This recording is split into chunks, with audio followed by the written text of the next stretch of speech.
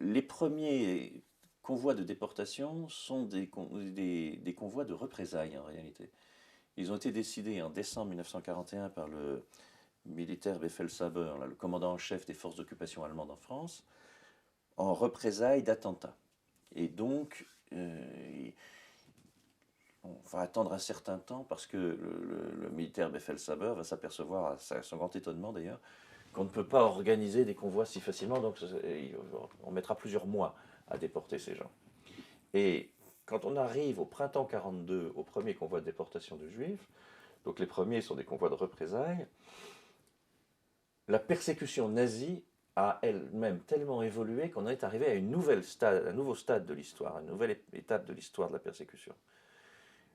La conférence de Wannsee de janvier 1942, et là il s'agit bien du meurtre de masse.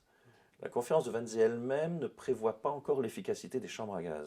On pense que la plupart des juifs qu'on va faire mourir, ça sera au travail. En fait, au travail et puis dans tout ce qui va l'accompagner, c'est-à-dire les transports, les conditions on va affamer les gens évidemment. Donc on va les faire mourir par le travail. Mais c'est déjà la logique du meurtre de masse. Si bien que la logique de représailles qui était à l'œuvre se double d'une nouvelle logique. C'est-à-dire que la persécution nazie change de vitesse, de logique, vous voyez ça comme vous voulez. Et les camps du Loiret vont permettre de fournir l'essentiel des convois de représailles, mais ça ne va pas suffire tout à fait. Donc on va commencer effectivement à arrêter des gens, et cette fois-ci arrêter des gens dans une logique qui est nouvelle, qui va être celle qui va être négociée au printemps 42. Alors maintenant, les choses changent. En France, le nouveau gouvernement est celui de Pierre Laval, qui a décidé d'accentuer la collaboration. Il tient des discours extrêmement clairs. Je souhaite la victoire de l'Allemagne. On va accentuer encore la collaboration. Et du point de vue allemand, on est en train de construire les grandes chambres à gaz d'Auschwitz en particulier, depuis des expériences qui ont lieu en décembre 41. On sait que ça peut marcher, et donc à partir de l'été 42, ça va marcher. C'est bien qu'on a un basculement dans la persécution nazie, on passe au meurtre de masse.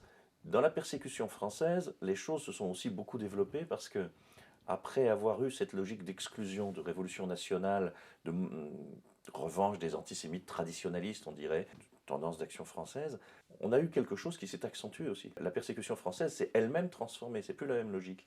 En particulier, on a eu l'arianisation, c'est-à-dire qu'on va retirer aux juifs tous leurs moyens d'influencer l'économie. Enfin, en réalité, on va voler, spolier massivement, prendre les biens des gens.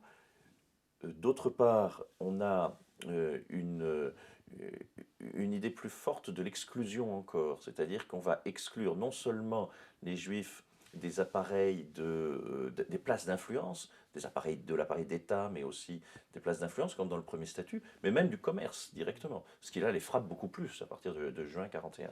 Et donc la persécution française s'est accentuée elle aussi. Et les deux vont à nouveau converger. De même qu'en mai 41, on a la convergence de ces deux logiques persécutrices nazie et française qui était celle que je vous ai racontée, ici, ces deux nouvelles logiques convergent à nouveau. Et les camps du Loiret vont jouer effectivement un rôle essentiel dans cette affaire, puisque d'une part, ils bénéficient de l'expérience depuis mai 41, on a enfermé des milliers de juifs, donc on a un service des camps d'internement qui fonctionne bien, on a une préfecture qui est expérimentée dans l'affaire. D'autre part, on va avoir la possibilité d'avoir des camps qui sont grands, où on peut faire venir les milliers de gens, les masses humaines que les nazis vont demander. Donc effectivement, le Loiret va jouer un rôle important à ce moment-là, qui sera celui que vous connaissez à propos des enfants et des femmes du Veldiv. Le départ des convois de déportation est l'objet de discussions entre l'administration française et les autorités d'occupation.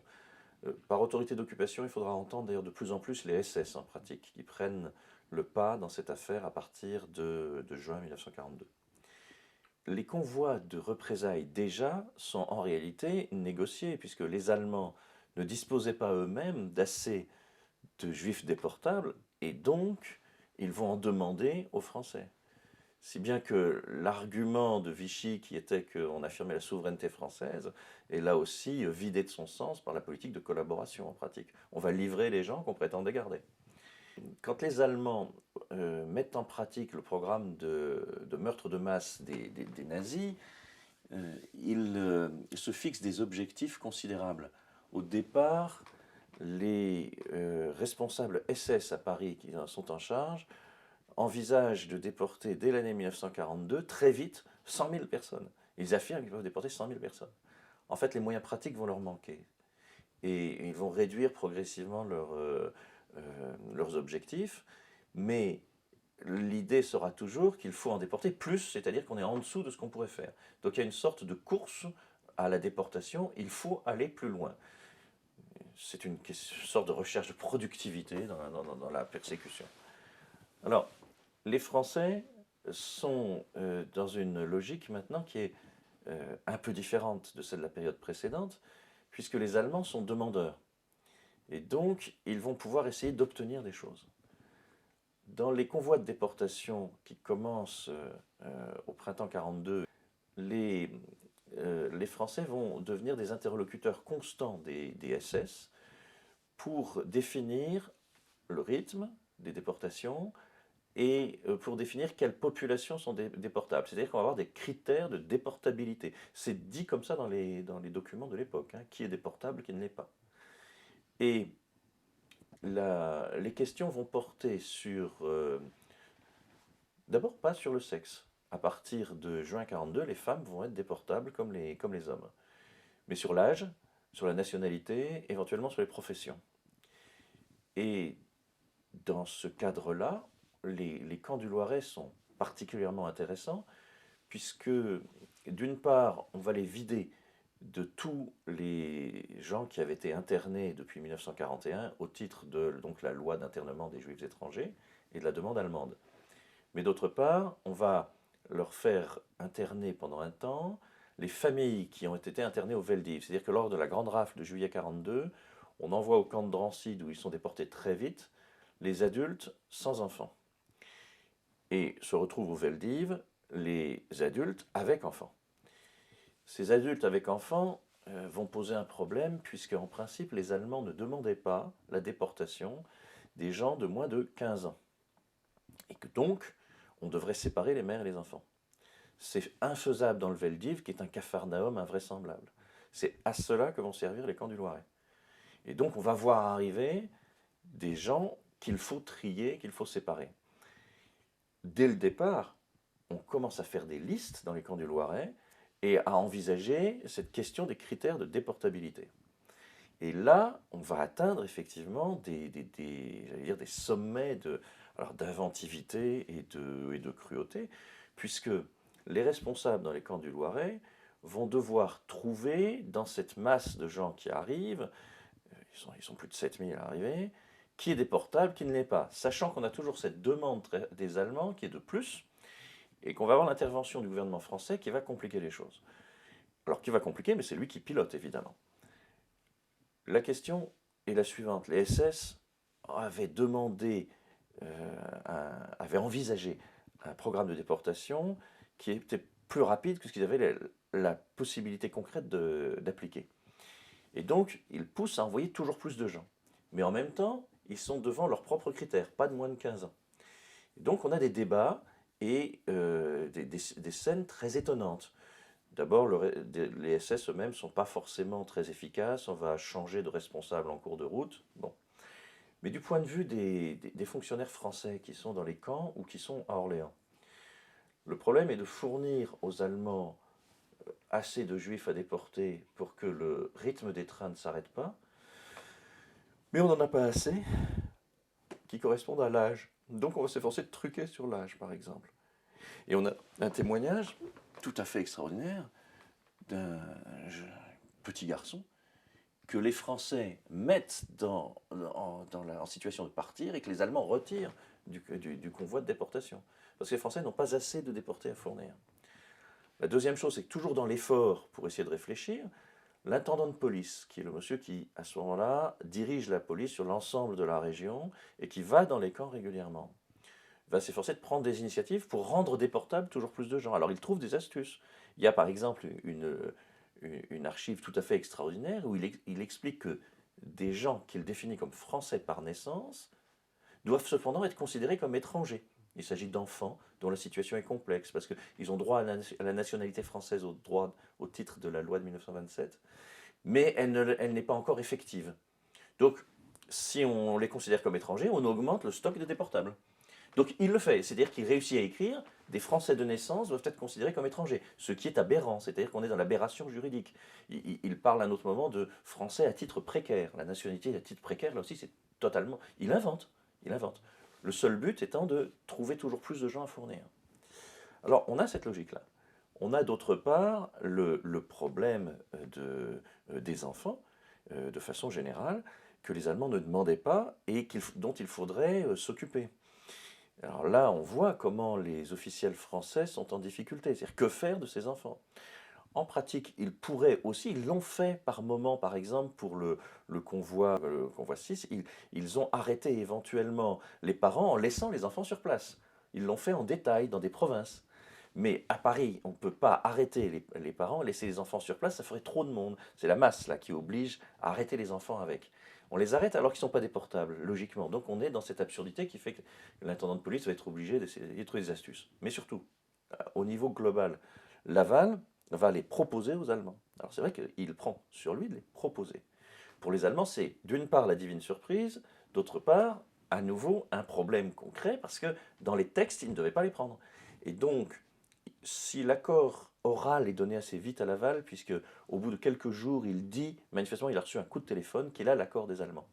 Pour les SS de Paris, qu'un politicien français leur dise qu'il a reçu un coup de fil lui disant oui, ça ne veut rien dire. Ils attendent un ordre écrit. Et l'ordre écrit va mettre plus d'un mois à arriver. Donc, pendant plus d'un mois, Laval et ses amis allemands pensent qu'ils vont bien prendre les enfants, mais les exécutants SS refusent de les prendre en charge. Donc, on a ce problème, qu'est-ce qu'on fait d'eux, alors qu'il y a toujours la pression pour déporter plus de monde. Et c'est là qu'on va commencer par les séparer de leur mère, non pas par pure cruauté au départ, mais ça va aboutir à la pure cruauté, mais parce que les mères font partie de gens qu'on va déporter vite pour maintenir le rythme de départ des convois.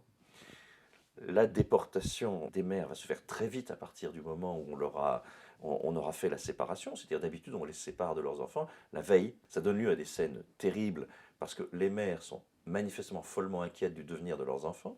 Elles vont être en fait assassinées avant eux. Bon. Ce qu'il y a d'extraordinaire dans cette affaire, c'est que au moment où on procède à ces scènes d'une très grande cruauté, on sait déjà que le projet proposé par les Français et déjà accepté en principe par les Allemands, c'est d'envoyer les enfants. Et les gens comme Le Gay, qui est à Paris, savent très bien que les Allemands vont accepter. Mais on attend la mise en forme. Donc, on a des scènes d'une très grande cruauté qui sont dues, d'une part, à la nécessité de fournir le plus d'adultes possible, en tout cas de plus de 15 ans possible, à la déportation, et d'autre part, à l'attente de la mise en forme d'une décision dont on a de fortes raisons de penser qu'elle est déjà prise. Quand l'intendant de police explique au chef de camp qu'il va falloir séparer les mères et les enfants, il se rend bien compte que cette décision est épouvantable. Je veux dire qu'on a retrouvé, c'est Catherine Thion, elle a retrouvé un rapport de l'intendant de police qui explique ça de façon extrêmement précise. C'est un rapport, c'est-à-dire en fait c'est un texte où il explique au chef de camp ce qu'ils vont devoir faire. C'est plutôt des instructions. Et il réfléchit en fait dans ce texte. Et il leur explique qu'on va trouver un discours pour camoufler la nécessité. Le discours, il l'invente purement et simplement. Encore une fois, ils doivent être inventifs pour persécuter. Et il invente l'idée que les parents vont mettre en ordre des camps à l'autre bout de l'Europe, en Pologne occupée, et que les enfants vont bientôt rejoindre leurs parents, et qu'il faudra dire aux enfants qu'ils vont rejoindre leurs parents. D'ailleurs, on va leur dire, effectivement, vous allez les rejoindre. Et il l'invente parce que personne ne lui a jamais dit ça. Et dans ce même texte, il dit on va déporter aussi les enfants plus tard. Donc on est vraiment dans la... Alors la cruauté gratuite, le mot gratuit est bien sûr exagéré. C'est la cruauté collaboratrice, puisque le but c'est de suivre, poursuivre la persécution nazie en l'occurrence, et l'aide que les Français leur apportent. Le résultat, c'est que à 4 reprises, dans les camps du Loiret, on va voir ces scènes d'arrachement des enfants aux mères, qui, dans certains cas, vont se passer avec de la violence pure et simple. C'est-à-dire qu'au camp de Baude-la-Rolande, il va falloir que les gendarmes procèdent à coups de crosse et de lance à incendie pour arracher les uns aux autres. Dans d'autres camps, ça s'est fait de façon moins brutale physiquement, mais avec la même cruauté fondamentale.